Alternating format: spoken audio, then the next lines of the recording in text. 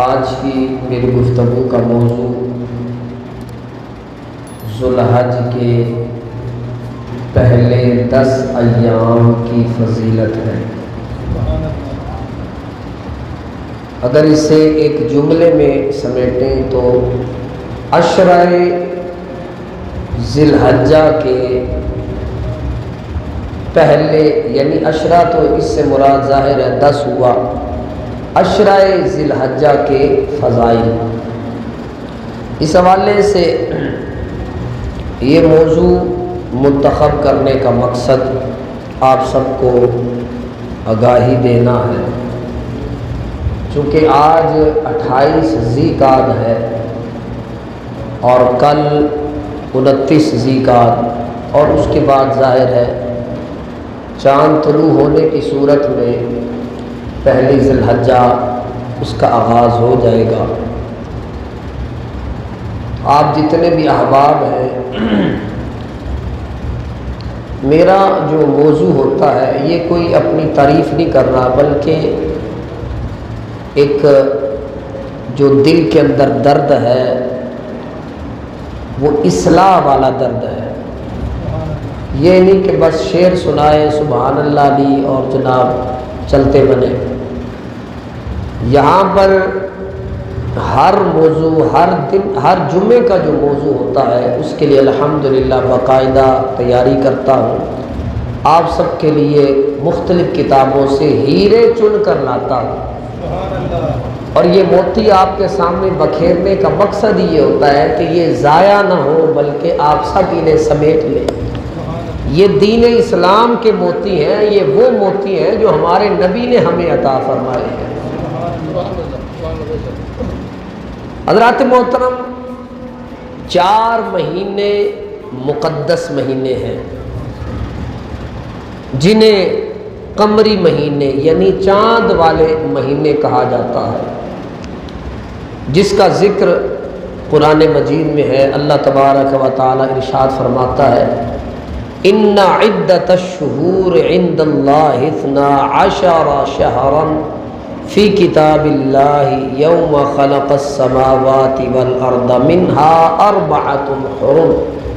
حضور نبی کریم صلی اللہ علیہ وآلہ وسلم پر نازل ہونے والی اس مقدس لا ریب کتاب کے اندر اس کا بیان ہے۔ فرمایا مہینوں کا شمار اللہ کے نزدیک کتاب الہی میں 12 ہے۔ کتنا ہے؟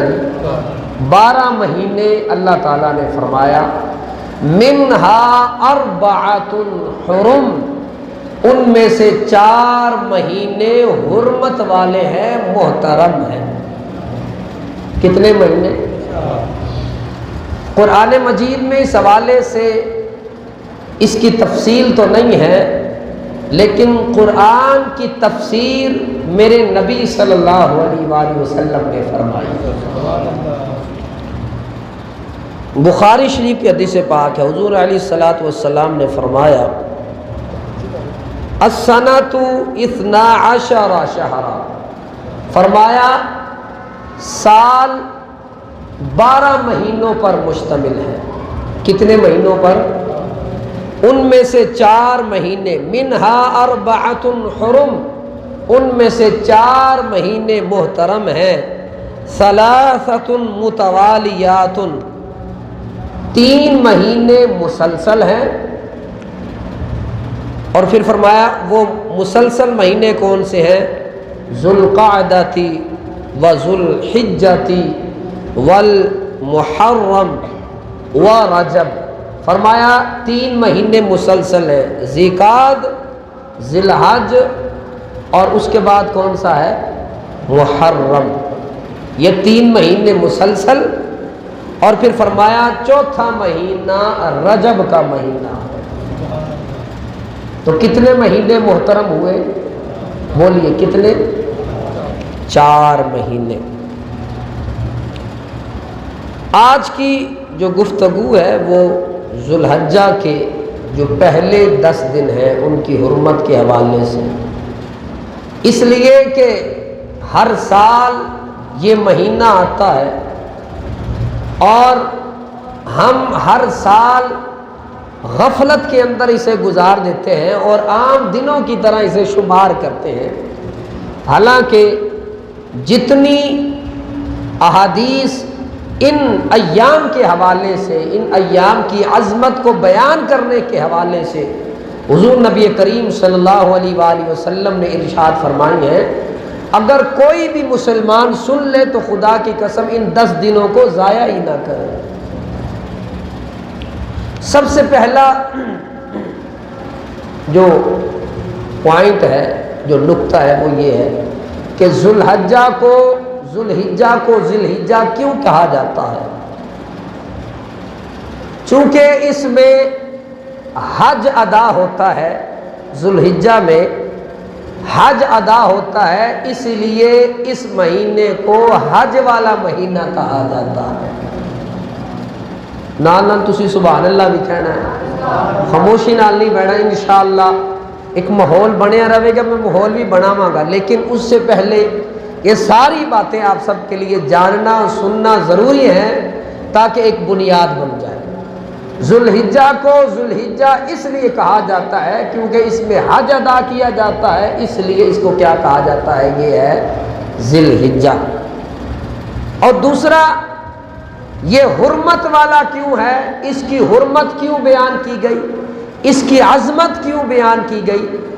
اس کی وجہ یہ ہے کہ اس مہینے میں اسلام کا جو 5واں رکن ہے یعنی حج ہے، اس کو ادا کیا جاتا ہے۔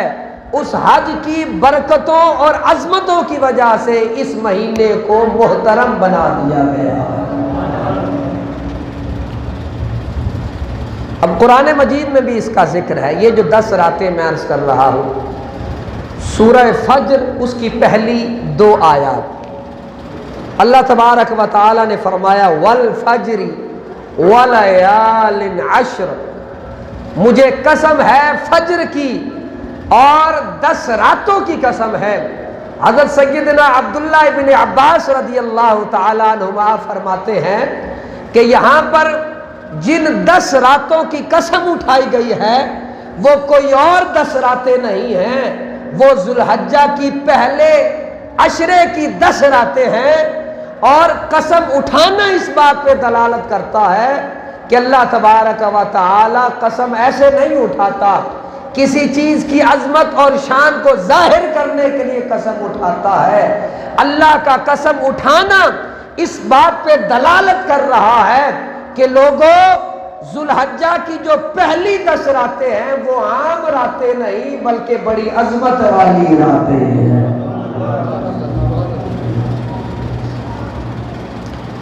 حضرات محترم، اس حوالے سے حضور نبی کریم صلی اللہ علیہ وآلہ وسلم کی ارشادات،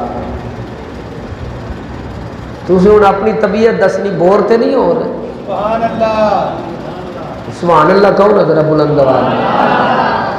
اب کچھ باتیں ایسی ہوتی ہیں جو سننی ضروری ہے، اب اس میں یہ ضروری نہیں کہ نعرے بھی لگے اور جناب بلند آواز سے سبحان اللہ بھی کہی جائے، یہ آپ سن لیں گے، اچھے طریقے سے جان لیں گے، اس پر عمل کر لیں گے، میرا خیال ہے یہ تمام باتوں سے یہ چیز زیادہ بہتر ہے۔ اب اس بات پہ کہہ دیجیے سبحان اللہ۔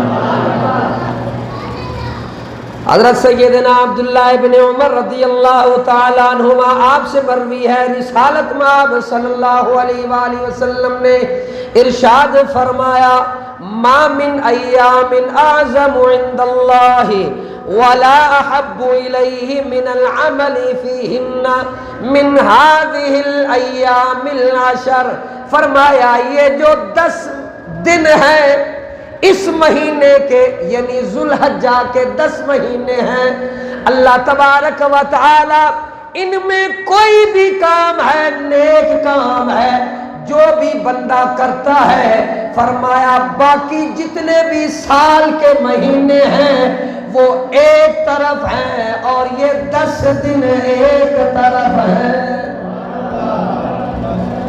عمل کے اعتبار سے اس میں کوئی بھی نیک کام کیا، اللہ تبارک و تعالیٰ کو ان 10 دنوں کا جو بھی کام ہے فرمایا اللہ کو بڑا پسندیدہ عمل لگتا ہے۔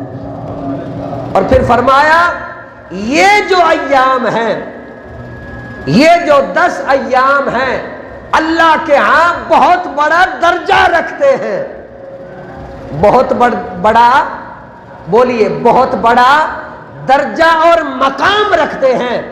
اس لیے حضور علیہ الصلوۃ والسلام نے صحابہ کرام سے فرمایا فَأَكْثِرُوا فِيهِنَّ مِنَ التَّهْلِيلِ وَالتَّكْبِيرِ وَالتَّحْمِيدِ۔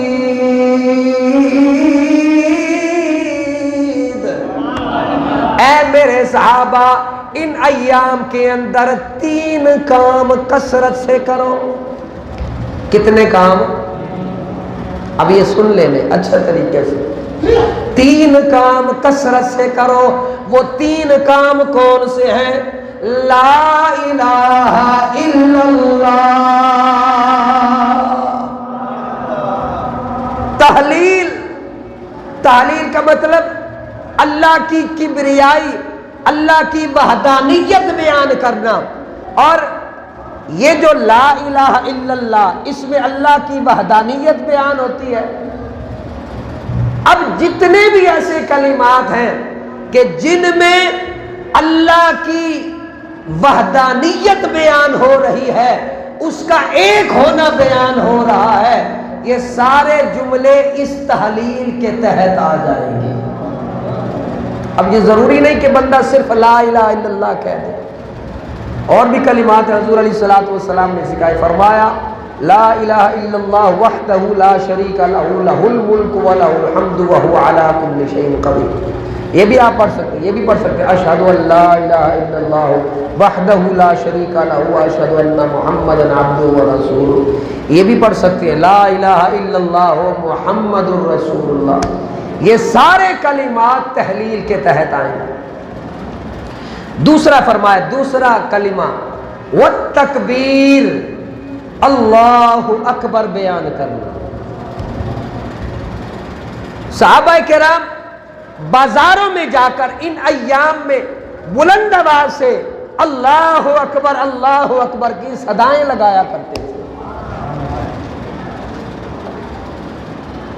اصل بات یہ ہے کہ ہمارے علماء نے ہمیں بہت محدود کر دیا ہے، خدا کی قسم، یہ ایک درد ہے جو بیان کر رہا ہوں۔ ہمارے علماء نے جناب، کچھ ایسے علماء تھے کہ جنہوں نے صرف دین کو اپنی ذات تک محدود رکھا اور دین کا استعمال کرتے رہے، یا آپ کہہ لیں کہ دین کو استعمال کرتے رہے، اور پیش نظر ان کی صرف اپنی ذات تھی۔ یہی وجہ ہے کہ دین کو بہت بڑا نقصان پہنچایا گیا ان علماء کے ذریعے۔ اس لیے ایک بندے اور خدا کا جو تعلق ہوتا ہے وہ صحیح طرح نہ بتایا گیا نہ سمجھایا گیا، یہ درد کر رہا۔ اب ہر دفعہ ضروری نہیں کہ بندہ وسیلے کے ذریعے سے اللہ کی بارگاہ میں بات کرے، کبھی بغیر وسیلے کے بھی بندہ اللہ سے مناجات کر لیتا ہے۔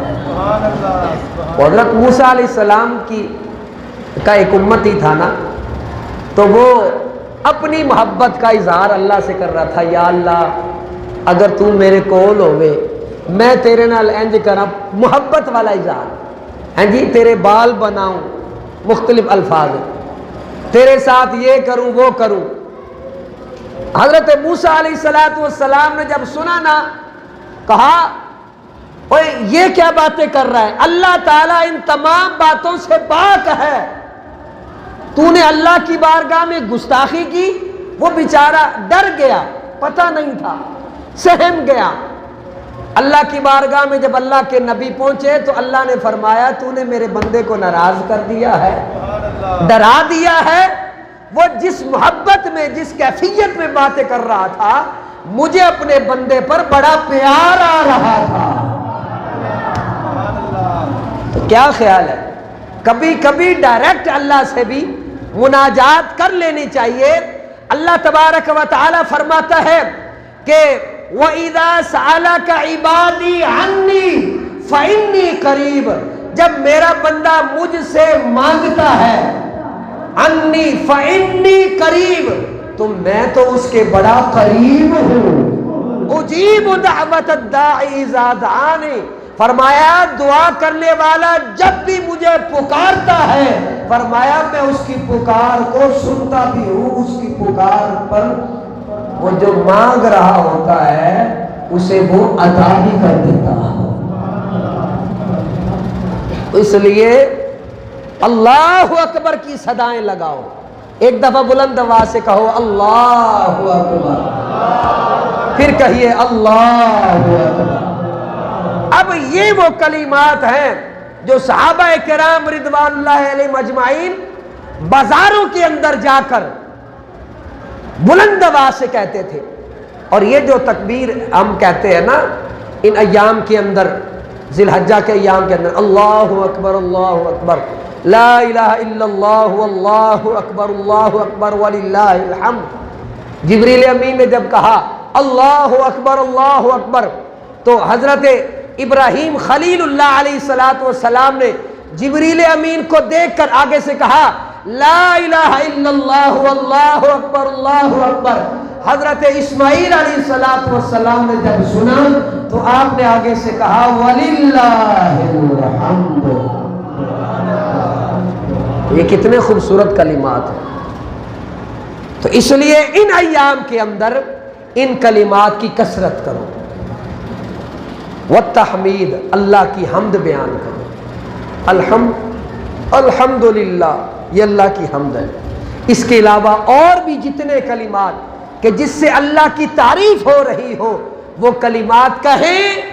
میرے نبی صلی اللہ علیہ وآلہ وسلم اپنے صحابہ کرام سے فرما رہے ہیں یہ 3 کام ان ایام کے اندر کثرت سے کیا کرو۔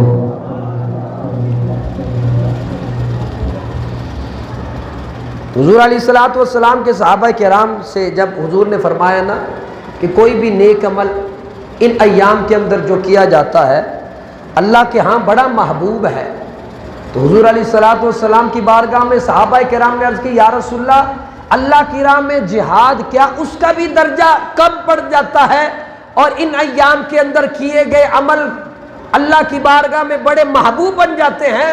فرمایا ہاں، جہاد فی سبیل اللہ بھی پیچھے رہ جاتا ہے، ہاں اگر ایک بندہ اپنے نفس اور مال کے ساتھ گھر سے نکلتا ہے اور کوئی بھی چیز واپس لے کر نہیں لوٹتا، فرمایا اس کا مقام اور مرتبہ زیادہ ہے۔ اس لیے حضور نبی رحمت صلی اللہ علیہ وآلہ وسلم نے ہمیں ترغیباً اور اس حوالے سے ان ایام کی اہمیت اور فضیلت کے حوالے سے ہمیں بتایا کہ اللہ تبارک و تعالیٰ کی بارگاہ میں ان ایام کے اندر جو عبادت کی جاتی ہے باقی ایام میں اتنا ثواب نہیں ملتا جتنا ان ایام کے اندر عبادت کا ثواب ملتا ہے۔ حضور نے فرمایا یعدل صیام کل یوم منہا بصیام سنہ وقیام کل لیلۃ منہا بقیام لیلۃ القدر، فرمایا ان ایام کے اندر ہر یوم، ہر دن جب بندہ روزہ رکھتا ہے ہر دن روزے کا ثواب 1 سال کے روزے کے برابر ہوتا ہے۔ اور پھر انہی دنوں کے اندر 9ویں ذی الحجہ کو یوم عرفہ آتا ہے۔ یوم عرفہ، یوم عرفہ نہیں کہنا، عرفہ، یوم عرفہ۔ عرفہ کا مطلب ہوتا ہے معرفت، پہچان، پہچان والا دن۔ یہاں پہ ایک مسئلہ سماعت کر لیجئے اور اپنے علم میں اضافہ کیجئے۔ عموماً یہ کہا جاتا ہے کہ یوم عرفہ، یہ ظاہر ہے 9ویں ذی الحجہ کو کیا کہتے ہیں؟ یوم عرفہ۔ اب یہاں پر لوگ کہتے ہیں جناب یہ جو 9ویں ذی الحجہ ہے نا، 9ویں ذی الحجہ کا جو روزہ ہے، ٹھیک ہے جی، ہمیں بھی جب حاجی عرفات میں ہوتے ہیں، عرفات میں، میدان عرفات میں وقوف کرتے ہیں، تو ہمیں بھی اسی دن روزہ رکھنا چاہیے، لیکن ہماری طرف ہوتا ہے 8 ذی الحجہ اور ادھر کیا ہوتا ہے؟ ایسے ہی ہے۔ تو ہمیں تو حاجیوں کے ساتھ مشابہت کرنی چاہیے کہ جس دن عرفات میں ان کا وقوف ہے اس دن یوم عرفہ ہوگا۔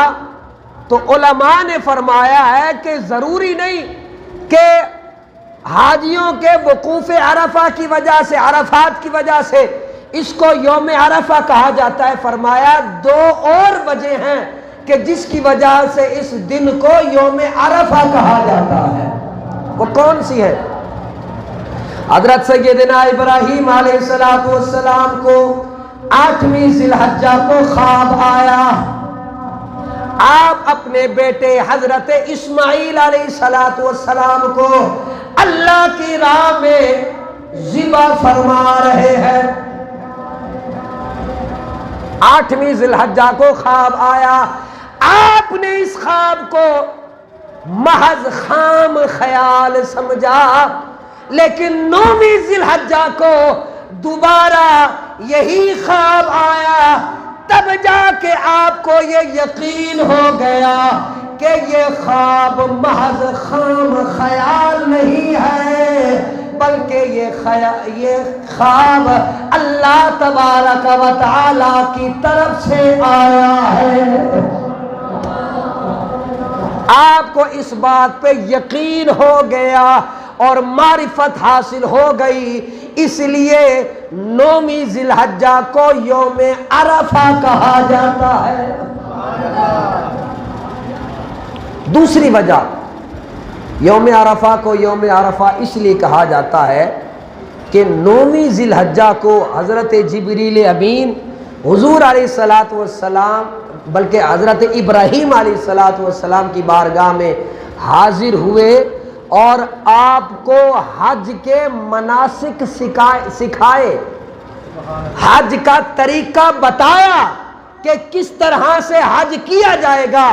تو 9ویں ذی الحجہ کو آپ کو حج کے مناسک کی پہچان ہو گئی، معرفت ہو گئی، اس لیے اس دن کو یوم عرفہ کہا جاتا ہے۔ اب صرف اس وجہ سے 8ویں ذی الحجہ کو روزہ رکھنا کہ وہ عرفات میں ہے اس لیے ہم بھی روزہ رکھ رہے ہیں، تو یہ محض غلطی ہوگی۔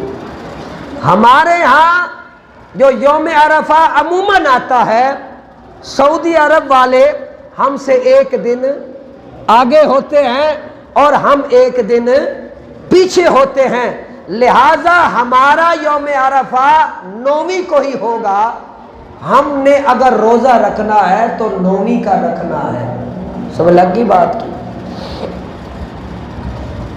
اب یوم عرفہ اس کا ذکر حدیث پاک میں بھی ہے۔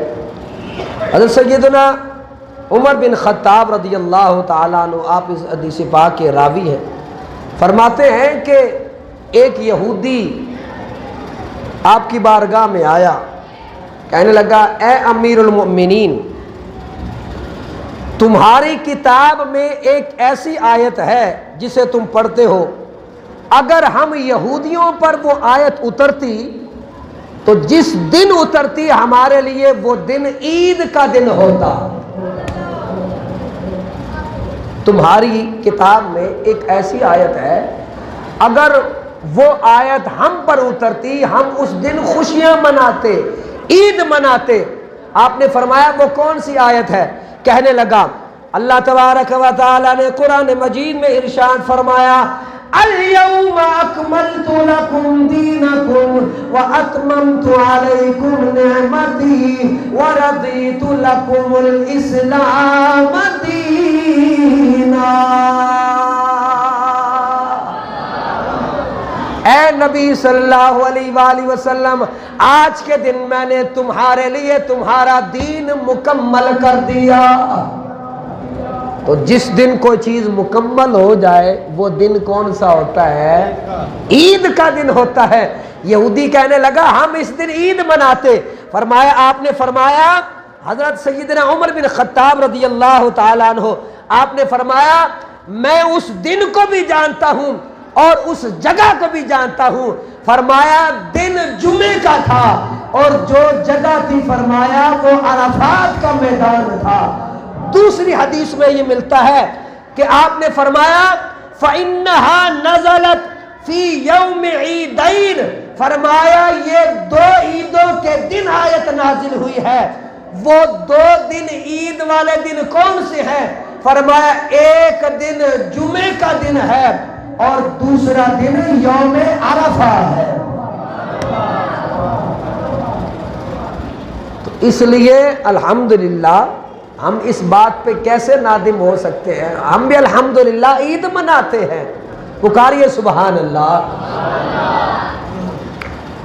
اور پھر یہ وہ دن ہے یوم عرفہ.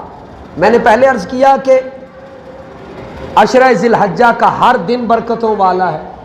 عشرہ ذی الحجہ کی ہر رات رحمتوں اور برکتوں سے بھرپور ہے. پھر میں نے عرض کیا کہ یوم عرفہ اس کی کس قدر ویلیو اور مقام اللہ کی بارگاہ میں ہے.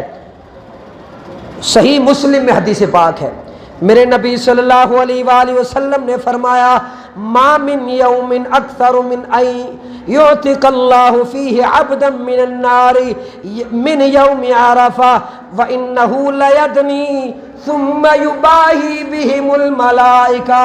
فرمایا اللہ تعالی عرفہ کے دن سے زیادہ کسی بھی دن اپنے بندوں کو جہنم سے آزادی نہیں عطا فرماتا جتنا زیادہ عرفہ والے دن جہنم سے آزاد فرماتا ہے.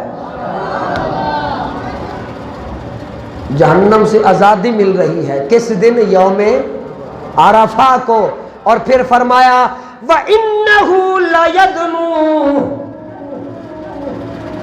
اس دن اللہ اپنے بندوں کے قریب ہو جاتا ہے. اللہ تعالیٰ تو ویسے ہی قریب ہے، اللہ تعالیٰ اور زیادہ بندوں کے قریب ہو جاتا ہے. میرے نبی نے فرمایا ثم یباہی بہم الملائکہ، اللہ تبارک و تعالی فرشتوں کے اندر اپنے بندوں پہ فخر کر رہا ہوتا ہے اور فرشتوں سے فرماتا ہے اے فرشتوں میرے بندے مجھ سے کیا چاہتے ہیں اور کیا مانگ رہے ہیں. حضرت سیدہ ام المؤمنین عائشہ صدیقہ رضی اللہ تعالیٰ عنہ اس حدیث پاک کو مزید آگے الفاظ آپ ارشاد فرماتی ہیں. فرمایا اللہ فرماتا ہے اشہدوا ملائکتی انی قد غفرت لہم، اے میرے ملائکہ گواہ بن جاؤ میں نے اپنے تمام بندوں کی بخشش اور مغفرت فرما دی ہے. اللہ اپنے بندوں کی بخشش اور مغفرت فرما رہا ہے کس دن؟ یوم عرفہ.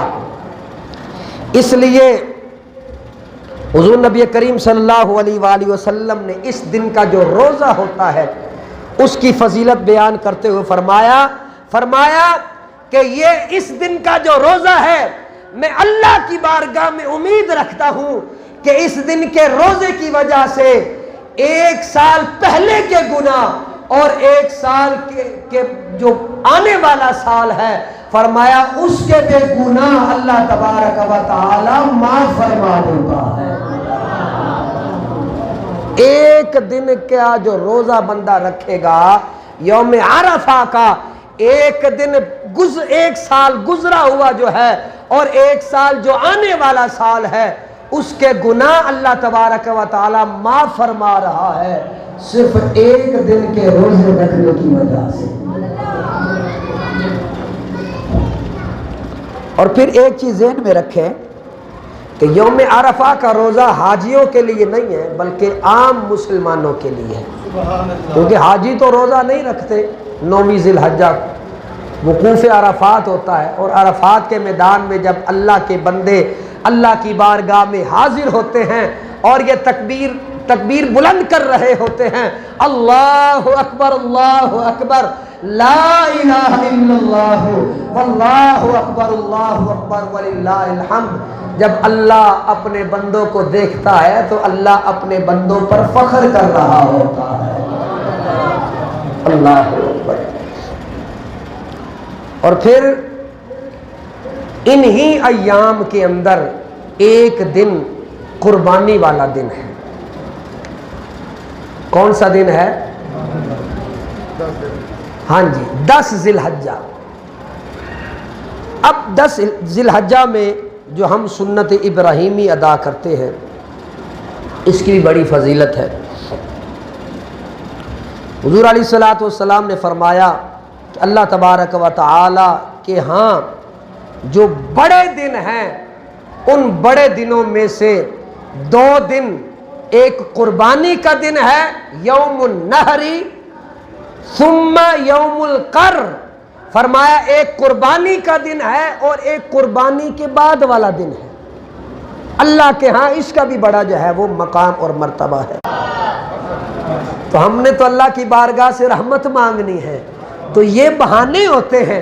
کبھی قربانی کرنے والا ایسے بہانے بنا کے اللہ کی بارگاہ میں جھولیاں پھیلا کے کھڑا، یا اللہ کرم کر دے۔